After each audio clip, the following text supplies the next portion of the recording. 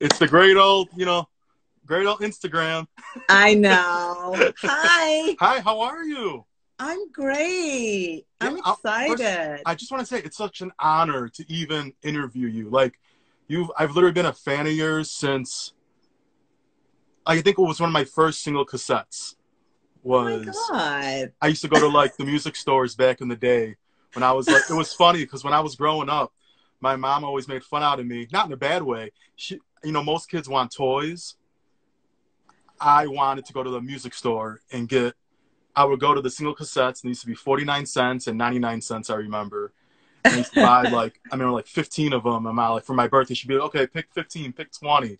So it's just funny, like, you were one of the artists that I always had like in my cassette player rewinding, and it's just so funny. Like, I'm speaking to you. The good old cassettes, right? I miss them. Me too. I miss my cassette. I like my CDs still, but they're not really around as much. But my cassettes, there was nothing like rewinding a cassette tape and playing it where you had to buy a new one sometimes because you played it out so much. Yeah. And fixing it with the pen and everything. Yeah, fixing with the pen. Yeah, or recording off the radio and making sure, like, right when the DJ got off air, you press record and play at the same time. I miss them days.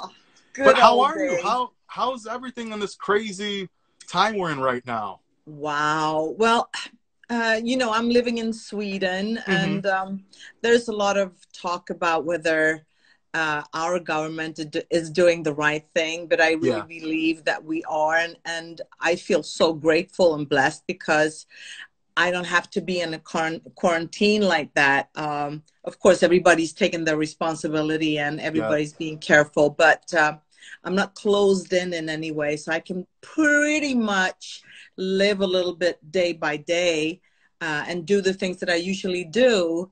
Yeah. But also I find, and I think probably you as well, that now is the time to be creative.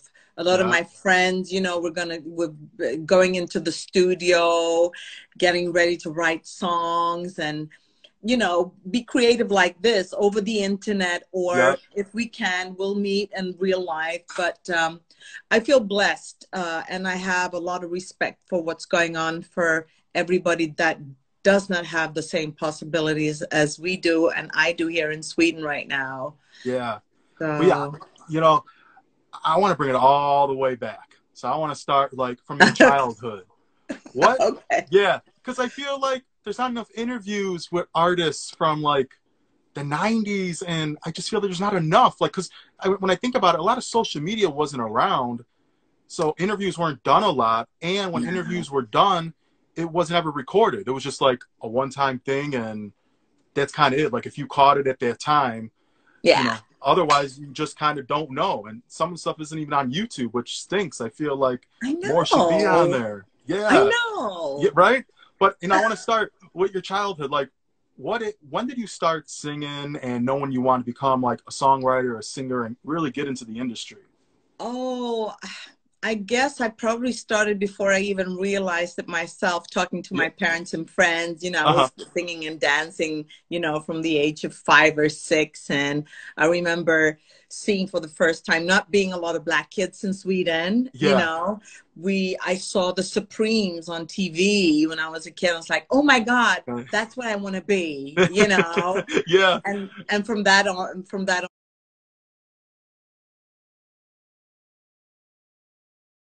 my mom put me in like ballet school. So I started out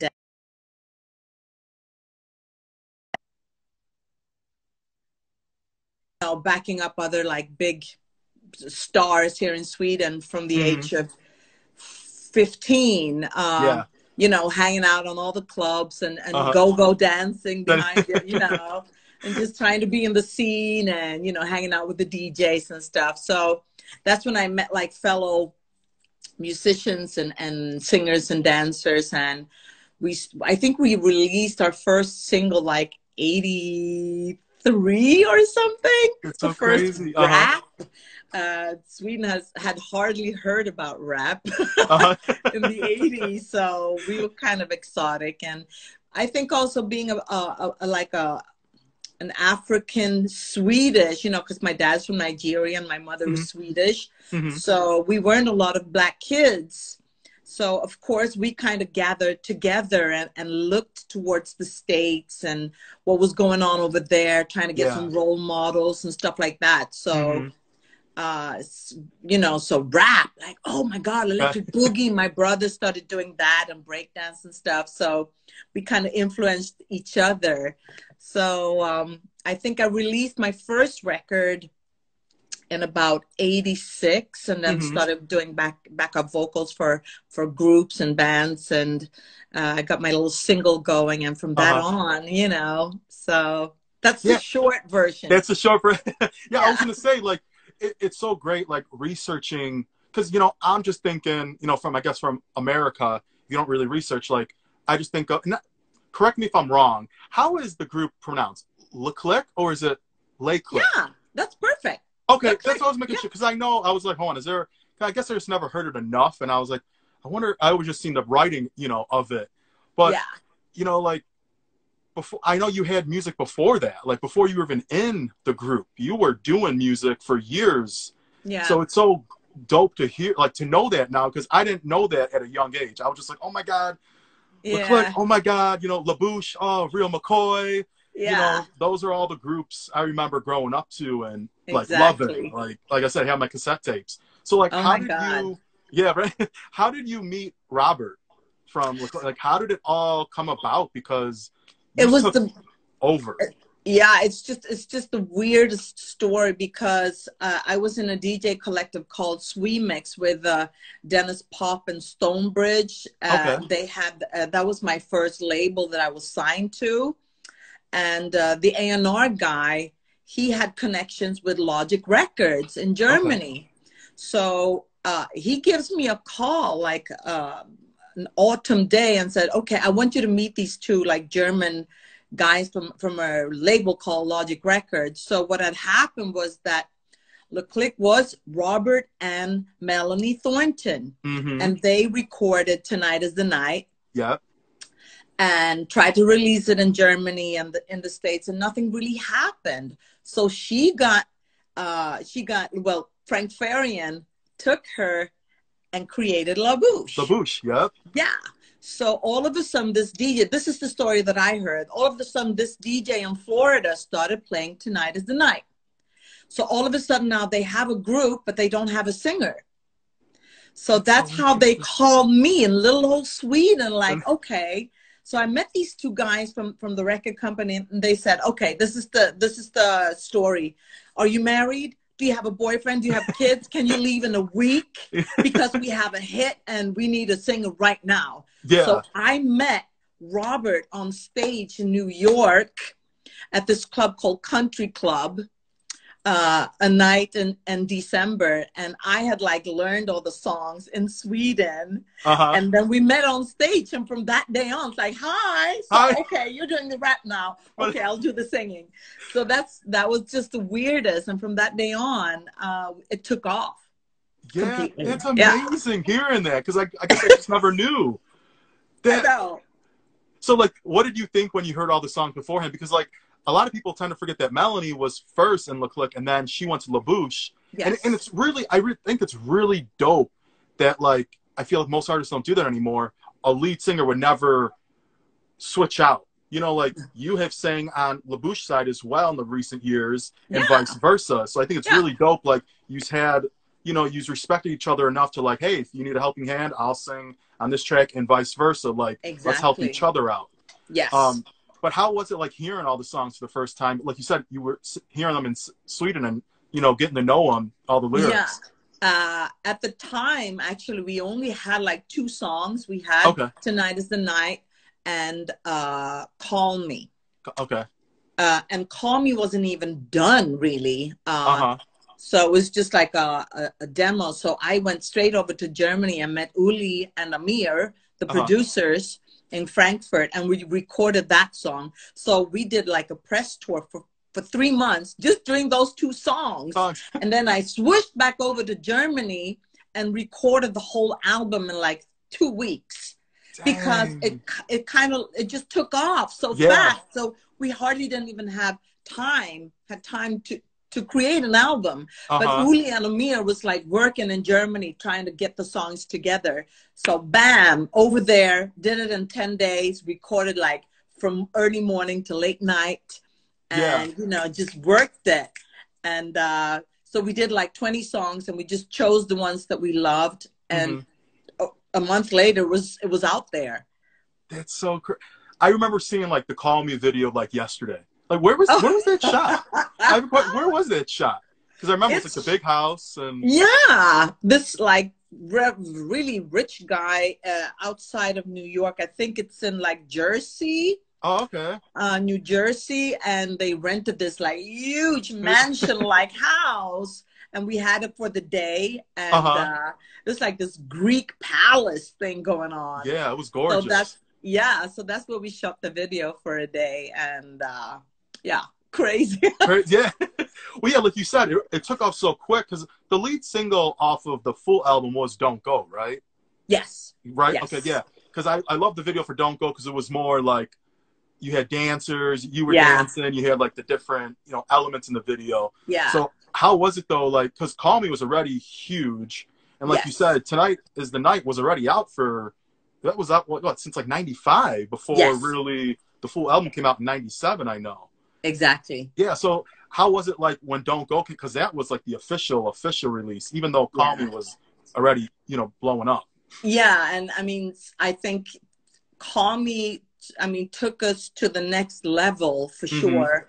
And that, it just like broadened the alley for us, and the opportunity to tour and do all the clubs and get the name out there. When we found out, like, because Junior Vasquez, I think, did a remix of Call Me. And, you know, that was a dream come true. And so by the time we came to spring, we realized that, okay, it's time to take it to the next level. Yeah. You know, with you know, putting it a bigger amount of money into the video. So we shot that in LA. I remember meeting Justin Timberlake and, you know, NSYNC and these guys. They were recording their video next. Because they were all in the beginning stages of their career, right? Yeah. So then I realized, okay, I think it's gonna like take off now properly. Yeah. So that was really big. Yeah. I was gonna say, like, did you ever work with Melanie Thornton? Like, did you ever collab on a song? Because we never had the opportunity. Because you were so busy. You know, and they were even more busy because their hits were like the next level again. So they were, we were working parallel, but they were like on a level above the Clique for sure.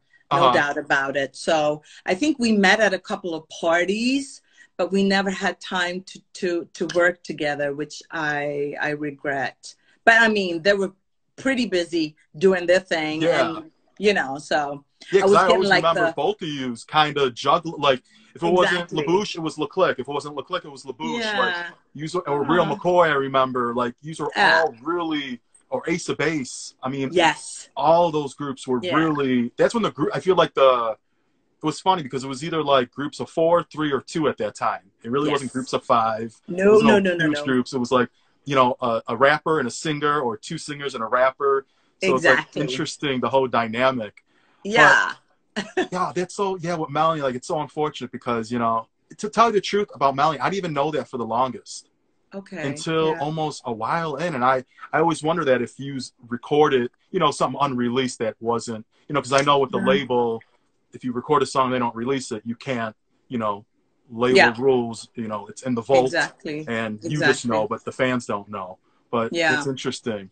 But you did. Well, actually, I have to say, which is probably, I don't think everybody knows, but In Your Life, which was recorded with Melanie, and that's in the same period of time where she actually got in the plane crash. Yeah. That's how I got into the picture. So she had just, I think she was just going to do the final vocals. That was never really finalized. Yeah. So that's when I came in. I came to Germany, and Frank Farian and Lane said, okay, I think she would be the perfect person to take Melanie's place because we had the same producers and the same respect for the genre and the style of music. So I remember being really emotional going into the studio and putting on vocals that, I mean, I wasn't supposed to be doing, you know? Exactly, so that was kind of emotional, I have to say. And I had an enormous respect for and felt really blessed for getting the chance to take her place, you know, God rest her soul. Yeah. Because she was amazing. I mean. Yeah. I was going to say, both of you, like, both of your voices are just, no one does, like, that dance music with big voices anymore. Oh, thank you. Yeah, man. Like, which it's interesting because you would think, well, no, I take that back. Some people have. Like, I know, like, Jennifer Hudson has a huge voice. She did a song with David Guetta. So that was dope. It was called, I think, Nut of Your Life. And it was dope hearing a songstress on a dance song. But I just feel like a lot of it doesn't happen like in the 90s where it was always a big songstress that was on dance beats. Yeah, I think it needs to come back around. Maybe I think so too. Yeah, like it needs to. I think people don't know enough. Martha Washes and, you know, DC Music and the Music Factory and all of these, you know, like beautiful voices and beats going on. Because that's how I remember growing up, like being in the yard in my little blow-up pool and having the boombox on, and those are all the music playing, you know. But you know, what was some of your favorite memories in that time? Because like you said, it was I mean, yous were busy. I mean, I can't imagine your schedule. You probably didn't sleep. No, we did not sleep, and we would do like 3 cities in a day, and you know, I remember not chewing my food because you know you were constantly walking and chewing at the same time, and well, there's a few really cool memories. I remember Robin S. coming out with "Show Me Love," and I loved that song, and I had never met her, and we're in this like not so glamorous hotel. Getting a few hours of rest, and I find that I need to wash my clothes, you know. So I go down to the hotel laundromat place, and all of a sudden this like really cool lady is standing next to me, and I'm like, hi. She said, hi. And so okay, you're washing clothes too, blah, blah, blah. And it's Robin S. I'm like, oh my God, it's Robin S. It's so funny. We had the greatest time, and we're still friends. And you know, it's just like, what are the odds meeting like one of the like greatest voices in the hotel laundromat? But yeah, exactly. Like, I was going to ask you too. Like, do you keep in contact with a lot of the artists? Because like, you were all booked for a lot of shows together, or not necessarily where you met each other, but you were all in the lineup. Because I look back on lineups, and it was in all of you back, you know. Yeah. Do you keep in contact with a lot of people? Yes, I do. And thank God for Facebook and Instagram and stuff, since I haven't been traveling that much for the past few years. Yeah. We did a couple of gigs in South America with Clique last year, but, you know, I've been busy here doing like acting and stuff. But, you know, Instagramming and Facebooking with Robin, and of course through Lane LeBouche, because that's my proper connection now, with all kinds of people, Penny from Snap, and you know, we're girls, and it's just, I think also we feel that we need to keep the music and the vibe alive, and we do that together, right? You know, and with you and the work that you're doing as well, it's like so important for us to keep on, you know, putting energy into this style and that era, and because there's a lot of love in there, you know. Yeah. 100%. The music. And it just puts you in a good mood. Like, I could be in a bad mood, I'll just put Call Me on. I'm like, okay, I'm better. Like, I'm good. Like, it's just one of them songs. Like, that song doesn't be a song like I want played at my funeral, to be honest. Like, that, it's just one of them. Yeah, it's just one of them songs. Like, it's funny because I was telling my mom about who I'm interviewing today. She's like, oh my God, you used to play that song like all day. I'm like, yeah, I know. Because she would remember me on the cassette. Like, oh, just sitting in my room. She's like, are you really listening to the same song over and over? I'm like, yep. I'm like, I'm listening to the no rap version and then the rap version. So I remember on each side, the B side was like, that's what's so funny. But Yeah, how was that though, performing? Because I know you performed, like you said, in South America. I was watching videos in Peru because you had like a red outfit on. Yes. For the Clique, and then I know how was that first. I want to talk about how, because that crowd was hype. Oh yeah, that was it was one of the most amazing experiences for me because I hadn't been to Peru before, so that was that was just amazing to do that. And we unfortunately could not get hold of Robert, you know. Yeah. Because he's nowhere to be found. I don't know.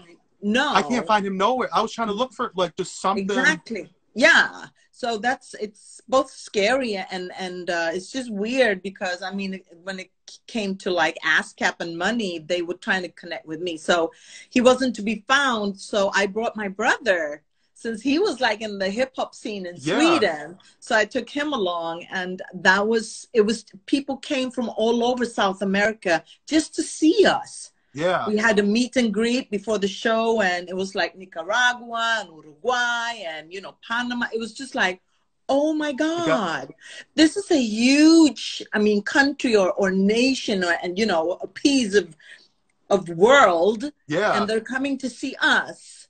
And also doing the show with the rest of the guys, it was so much fun. It was amazing. I can imagine. Like, I hope they bring it to the U.S. somehow. Like, some kind of, they need a, like I said, Ace of Base, Real McCoy, LaBouche, Leclerc. I mean, just Robin S. Get some CeCe Peniston. Like, bring everyone from the 90s, because it's just not, it's not done enough. Like, I feel like they're doing a lot of the early 2000s. They're not doing a lot of the 90s. No. Which I miss. Like, it's just, and the festivals out there are way bigger than in America, I feel. Yeah, because I find that weird, because the years that I was doing LaBouche up until like 2 years ago, we were like everywhere, but not in the States. Exactly. And that's how I was like, oh, I need to. Yeah. I would always say to myself, like, dang, I want to see, like, I always say, like, I got to see KAYO perform before I die. Like, that's one thing on my list. I'm like, I got to see her perform, like, the Clique songs and LaBouche, because, like I said, it was like my childhood. It just, I don't know, someone always stick with me. But, and also, you know what else I seen you perform? It was, you were with Lane, with LaBouche in Moscow. And it was a huge, it was like a discotheque. How was that? Because that video was amazing on you. Like, that was crazy. It was actually on my birthday. Was it? I will never That's forget. Awesome. It was like 25 or 30,000 people in that indoor space. Yeah. And the lineup was crazy. Ace of Base was there. Robin S. Everybody was up in there. And that crowd was to die for. Yeah. It was one of those shows that I will never, ever forget. The love that was just showering over us. We almost lost the words, you know, like being like kids, like, oh my God, Lane, can you see this? You know? Yeah. It was amazing. Really. Yeah, I was going to say that stage, like, just like, you had like 2 different catwalks and just the imagery and it was just like a moment, like and you don't get that a lot with the production. Yeah, like productions aren't, unfortunately, they're not as big as they used to be. Where you know, that's when the budgets were amazing, and today, you know, labels aren't really exactly. It's a and promoters are so just seeing that out there, I was like, this is like. Yeah, some of them are still putting in the big guns, you know. Yeah. More people need to take some pointers from them with shows. I know. But, you know, but I know, like you said, after Le Clique and LaBouche, you were doing your own music as well after in the 2000s and, you know, 2010s. Yeah. And I know you were doing, like you're saying, acting. I know you were doing theater before this all, you know. So how was it? Because I know, what's the song? Freeze. Freeze, I know you performed. Yeah. How was it doing like a different genre? You know, because it's more like reggae or reggae, like chill, more vibey music. Like, how was it just experimenting with different music and getting into acting as well? I think that the fact that I started out as a dancer kind of like kept me a little bit in the loop of what's going on when it comes to different ways of, you know, performing on a stage and hanging out still with my friends that are still in that business. And in Sweden, since, I mean, it's a smaller country and they're, which you guys already do, but they could take like a singer and put her in a musical. And I've always been really curious, and you know, I'm not afraid of trying new things. So I did a tour with a couple of guys and an acting group, and we both realized really fast that I love Grace Jones. And she was my muse growing up, you know, having a role model that was really cool growing up in Sweden. So this guy said, well, you have a really deep voice, you know, why don't we like try and do a homage or something for Grace Jones? And that's how Freeze came about. So we did that. So that was a little bit the ska and the reggae kind of thing, but with a little more like political lyrics, and you know, it was a little more serious, but it was cool to try something else, and it felt like this is the time and the space that I could do that. And that that led to me doing a few like music theater concerts and different concepts going on here. And now I just finished doing musical, Witches of Eastwick here in Stockholm.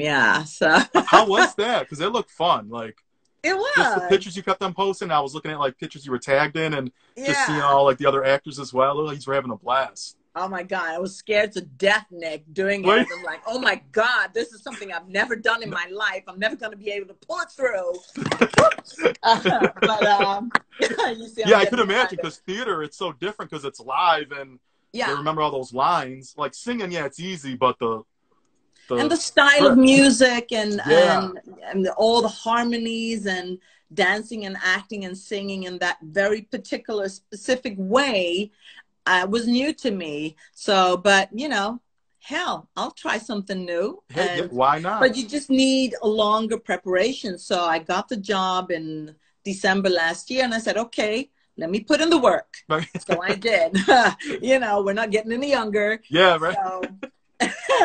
So I just, you know, dedicated the entire last year to the musical, and did, you know, the shows and performances on the sides, but not, you know, getting any new like albums or songs in there. Just, you know, do the old songs if I get a gig or two, and then concentrate on that. So that's what I've been doing. That's dope.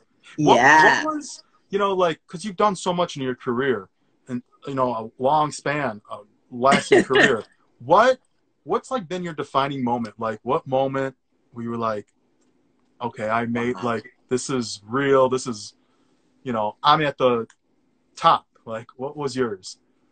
Wow, I think I have to go back to Moscow, Nick, because that is once in a lifetime. It's and also I remember the heydays of Le Clique. We were really popular in Canada. We did a lot of shows. We did a lot of shows in Canada, and I remember standing on stage.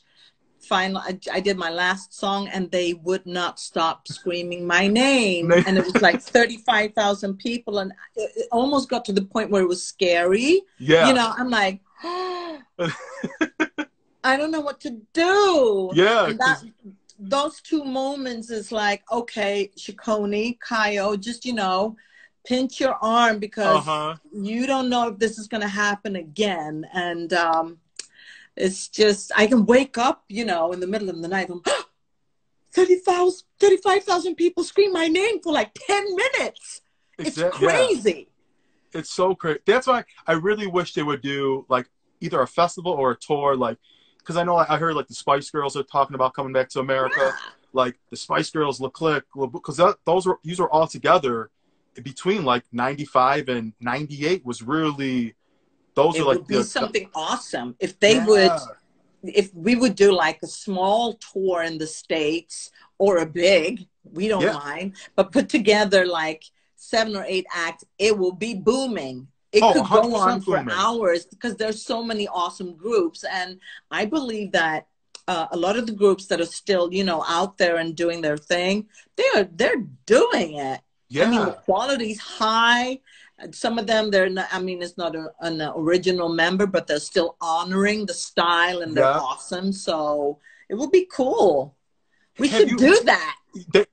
I'm praying, like, I don't know how to do it, but I got to find some promoter that has a lot of good investors just to really like put on, because I feel like people would pay for that too, because everyone is like my age or a little older or a little younger, so we're all established where you could pay for a ticket, not just, you know, these young kids, they want free shows. But I feel like our generation, it'll be, people will pay to see that, because it's not, you just hear it on the radio, you hear it at, you know, parties, or you don't hear it enough live.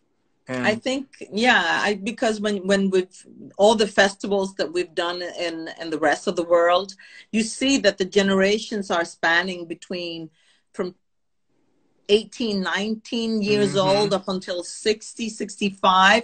But the music is so positive and it's so booming. So just to dance to that kind of music with the bass and the strong melodies and the strong voices, it is hard to stand still. And I think people will always love to have a really nice night out. Because I don't know, if you're like 55 today, where do you go clubbing? Yeah. You don't. You don't. And it would be a perfect way really to bring it in to a show like that. Like I don't know. Hopefully, I'm praying after all this coronavirus is over and the shows are back 100% worldwide. I hope they really do something in America, at least. Like you said, not even huge. Even if they did like the major markets, New York, LA, Chicago, you know, maybe Miami, Houston, just a couple big cities. And just because people travel, like, you know, from all over the, you know. If they know that groups that they have great memories to, baby making music, you know, you'll fly in a heartbeat to go see it or travel anywhere, because it's just it just means a lot. Like, have you talked to Lane? Like, because I know Lane has a new member with LaBouche as well. Yes. Have you ever talked about like you and him doing a new record together? Yes, we are. You are? We actually are. So we're going to be talking this week again. Because the interruption, of course, for him coming here or me coming over to Germany where he stays nowadays. So, but the plans are far gone. So there's definitely some baby making when it comes to LaBouche music. In the making. So for sure. That's so good to hear. Like that. All I know is you got to keep me updated. If there's a show out in Europe, I need to make a way out there. I've only been to Europe once so far now. You should. I definitely need to. I've only been to Milan and I went to London 2 years ago. But I want to go more. I just don't really, I don't know. I want to go, but then it's, you know, it's expensive. And then I don't know really, you know how friends are. The friends say they want to go. And then when you book it, oh, sorry, I don't have the money. I'm like, well, hey, I'm going. Like, I went to London by myself. I went to London and Milan by myself. I was like, hey, I'll figure it out. A lot of people go by themselves.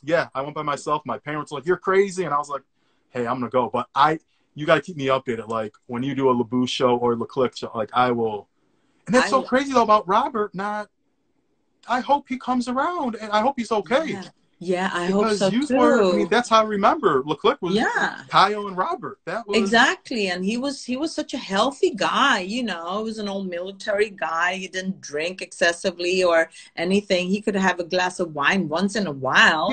And he went to the gym and he was healthy. You know, so I really don't know what happened to him. I hope that he's healthy and maybe he moved back to the States and went back to, you know, his family and military or something. And maybe he made a decision that I'm done with the music. And I understand some people. I can respect that. You have to respect but even that. Just reunion shows would be dope. Even like you come out of reunion for I know a couple members, like they say, they want to retire or they want to step away from that, but come back for a couple shows just for the fans and just the for nostalgia. the fun of it, you know. That there's no all the hard work that we put in. Now reap a little bit of it and, you know, come over for a few shows and then you can go back and, you know, relax and do you, so to speak. But I think the investigation has to continue when it comes to Robert. I'm definitely going to keep looking because I was looking and I was like, okay, I see Lane. I know Lane's still doing it. I'm like, where's Robert? I'm like, it's interesting. So it's very interesting. And when we've been doing our shows with LaBouche, I've been doing my Clique songs and Lane, of course, does the rap. The rap. That he did and all of that. So I think we might be planning to do a couple of shows like that. Okay. So he can bring. Oh, I have to be there. I have to be there for one at least. Like, I will keep you posted. I so promise you. Yeah, because I would love I to was telling my meet you family, for like, real. I have to go to one before. She's like, why do you want? I'm like, you don't understand. I'm like, this is just a time in my life. I got to hear them live. They're like, but you can listen. I'm like, no, it's nothing like seeing live. I don't care what anyone says. Yeah. I'm just a concert head too. I just Yes. love live The music. energy. Yeah. Yeah. There's Being nothing there. like it. Like Yeah. how people are doing the concerts from home right now because what's going on. I understand it, but it's not.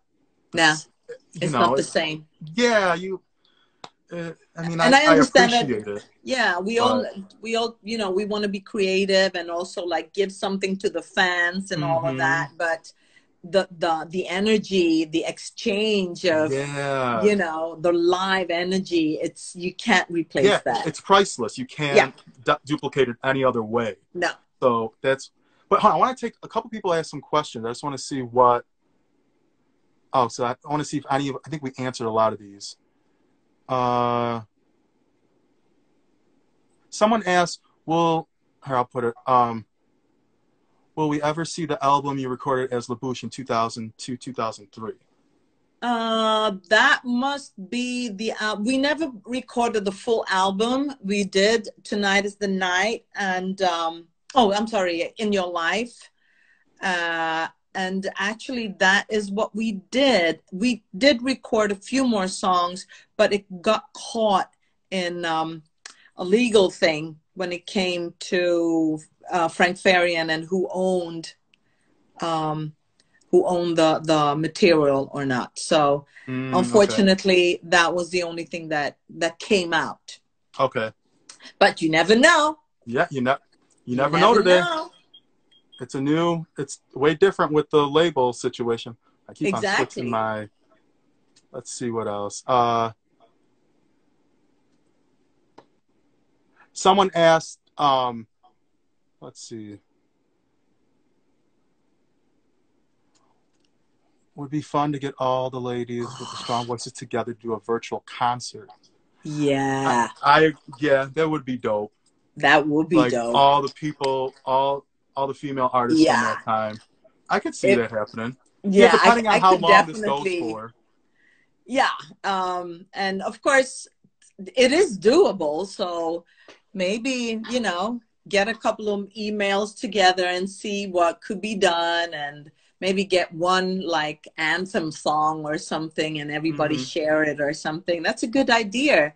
Thank you, Martina Photos. I think that's a friend of mine. Yeah. Let me see what else. Let's see. The huge love fest that we love the 90s gigs. Yeah. Yeah, we talked about it a little. Yeah. How many gigs was that? Like, was it a lot? Oh my God. Yeah, we did. That was a lot. On my behalf, we did quite a few, maybe 10 or something. And then, of course, when I had to like take a break and Lane took in his other beautiful singer, they did another 20, I think. Oh, okay. So that's a lot. Yeah, and because it was going on for a while, but we did quite a few. I don't remember the number, but a lot of it, and it was huge. It was huge fun. That's awesome. Yeah, doing Moldavia, doing Peru, and doing Spain and Dubai, and it was just crazy. Yeah, I was gonna say, how was it like? Is that the first time? Oh, sorry. Is that the first time you were at some of them places? Like, yes, it was. Yes. Okay. Yeah. Yeah, because when you were all together, like in the beginning, where were you mostly at? Would you say what like countries were the most they had you busy at?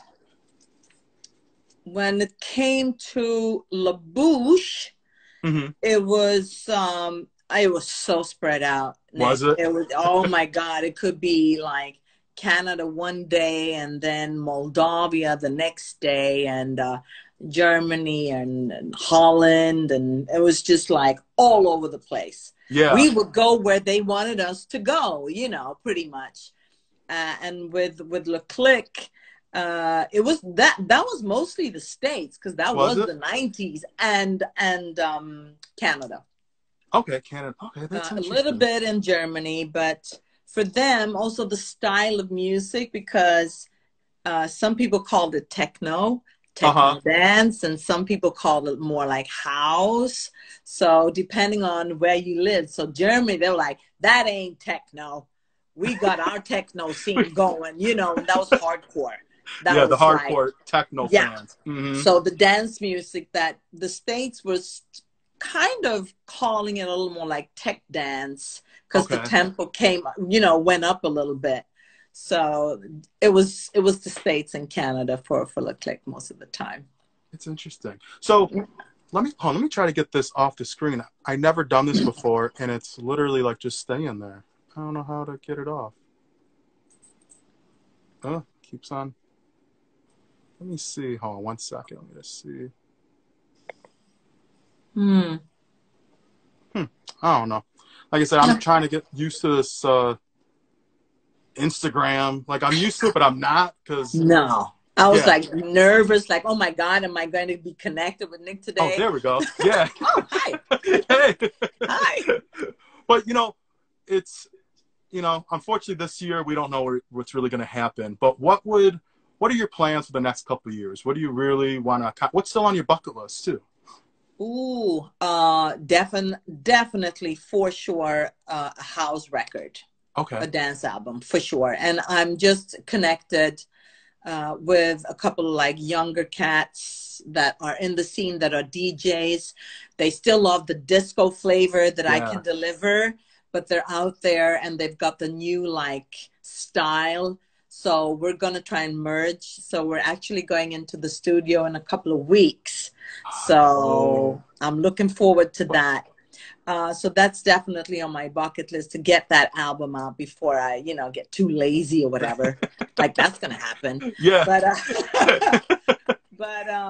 it will, I mean, to do, like you say, like a 90s festival and get Le Clique going for like a second round, that would be so much fun. I would love to do that. I'll put that on my bucket list. Thank you for that one, Nick. Okay. Yeah. It's definitely on mine. I'm like, oh, I pray. Yeah. I'm like, and I just think that I love the fact that the ladies that we are, I mean, we're not 20 anymore, but we're still rocking it. And for us to kind of be out there and show the world that we can still, you know, get down and boogie down and do our thing. That's important. And you could still sing. Like, your voices hadn't changed. Thank you. Like, and I think it's important. Yeah. So that we can deliver that too, you know, because this place, there's room for everybody. So let's get that 90s scene back up there and merge it with the 20th century as well, whatever. So, yeah. I want to. Yeah. Hey, sorry, I don't know. You know, crazy. No, I don't know. It's the world. It's exactly. It's the world right now. Yeah. But no, to close up, what's the major difference you think between crowds in like America and like Europe? I guess like North America, say Canada and America against Europe. Because I think it's interesting to hear different artists' perspectives, and because you see the crowd, we don't. Yeah, that's a good question. I would say that the thing I love with the audience in the States and America is that they show you love. Yeah. They will holler and scream and, you know, just, you know, let you know what's going on. But they will also let you know if they don't like it. So they're honest like that, right? Sometimes too honest, I feel. Yeah, but I get what you're saying. And also Canada is amazing. They're really like, they make it a thing to really show the performer that they love you, which is just amazing, the energy that you get. The difference, I would say, if you go to a country where English is not the first language, they might have a little bit of a you know, a little problem understanding what it is that we're actually singing about. Yeah. But they're vibing to the You still rhythm and the connect with the music. sound. Yes. So they would maybe dance a little more, and not, you know, maybe not looking at you, but they're enjoying themselves in another way, not being maybe as vocal. But it's just a different kind of way to show love. And in Europe, I think groups, they would like connect with each other. They would look at each other and say, can you hear the song? Can you hear it? This is like, oh my God, instead of looking at us. And that's also the perfect way to enjoy, because we're like, okay, they're loving this. So, yeah. That's awesome. Yeah. But Kai, I want to thank you so much, like, for this. Like I said, this is definitely like a dream to even speak to you on here, because I always wanted to interview you. I was like, I have to interview KAYO. Like, because there's always KAYO and Melanie. I was like, but Melanie, unfortunately, like you said, rest her soul. But I was like, I got to talk to KAYO. I was like, she's just that person. I was like, her voice is nothing compares to your voice. I feel like no one has that. No one could duplicate it, I feel, yet, that I have heard. Unless it's someone, you know, that's unheard of. But that's out right now. I'm like, no one has KAYO's voice. I'm like, that voice is... Oh, I'm blushing. You know, well, because you think about it, like, Call Me is not an easy song to do. No, it's not. I feel from a, like, you can't just have a singer just sing that. It's not the same. It's, it's that voice. It's your voice. Like, no one... That's why I was like, if anyone ever tried to put someone different in your place, I think the only one that could probably do you justice would be Melanie. Because you both had a very similar voice, but still different at the same time. But...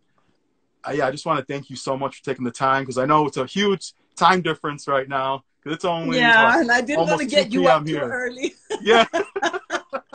But I have to say, Nick, I feel honored for you for you know, having the, you know, opportunity, and that you wanted to interview me. I feel humbled, and I'm so happy that I got to be a part of your, like, extracurricular, because I know the people you've been interviewing. So thank you so much, really, from the bottom of my heart. Yeah, no, thank you. Like, I can't thank you. I can't wait till we meet in person one day. I know it's going to happen. It's just a matter of time. Like I said, I'm going to keep me updated with any shows, because sometimes I'll find out through social media, but sometimes if they're in Europe, or I would even like to, like, if you do an Australian tour, I would even like to travel, because I know I'm sure that'll happen, because they book a lot of shows, I noticed. Yeah. They're in there. They're loving the 90s, so for sure. But we're friends now, Nick, so I'll keep you posted. Okay, I definitely, I appreciate it. And have a great, well, it's the beginning of the week, so have a great rest of your week, and be safe in this crazy time. And hopefully it's, you know, passes us over quick, and we get back to some sort of normalcy, I guess. Exactly. And stay safe over there. Thank you know. Yeah, I've been in the house for almost 50 days now. Yeah. Oh my goodness. Oh my goodness. You guys. I haven't left. Yeah. Wow. So hopefully soon, but you know, I'm not that bad, to be honest. I'm kind of a homebody. Yeah. So, okay. Yeah. And you get creative, you know, Yeah, I get kind of busy in my own little world. So yeah, I feel you, that you're a creative, happy soul. So yeah. I don't need too many people. I could just talk to everyone through the phone, or I'm fine. Oh, sweet. But yeah, thank you so much. Like I said, have a great, and I'm excited for the new music. I can't wait to hear the new music, and like you said, perform the old music. It's gonna be good. Yeah, I will send you a copy, or maybe a demo or something, just to let you know what's going on and what's cooking, and for sure. So I'll keep you posted. You know, look out. Look out. Okay, I'm gonna be, because. But thank you so much, Kyle. Like I said, have a great rest of your night, and be safe. Yeah, you too, and take care of yourself. Okay, thank you so much. I appreciate it. Thanks. Thank you. Have a good one.